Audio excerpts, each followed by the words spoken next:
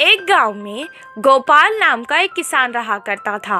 उसके पास जो जमीन थी वो उसमें अलग अलग फसल उगाया करता था।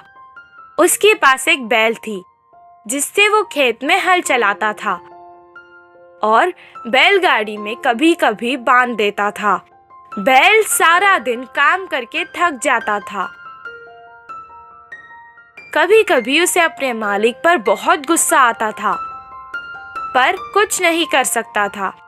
वो सोचता था कि एक दिन उसका भी समय बदलेगा।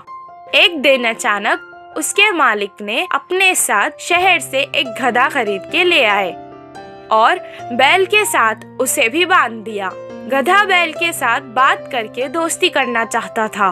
वो उससे कहने लगा, हमारे मालिक तुम्हें अच्छे से देखते हैं।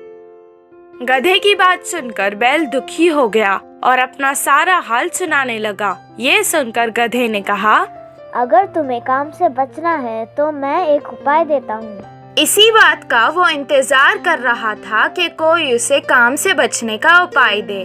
तुम खाना पीना छोड़ दो और बीमार होने का नाटक करो। इससे मालिक तुम्हें कोई काम नहीं देंगे। गधे की सलाह सुनकर अगले दिन से वो बैल वैसे ही करने लगा। ना खा रहा था, ना पी रहा था, ना ही खड़ सकने का नाटक कर रहा था।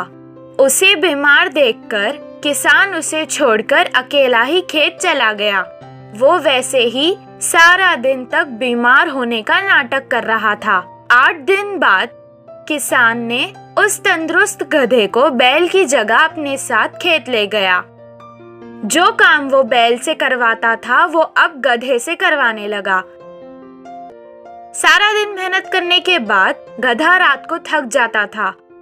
बैल को आराम करते देख के वो कहने लगा, अయ్यो, मैंने उसकी मदद करके अपना ही नुकसान कर लिया।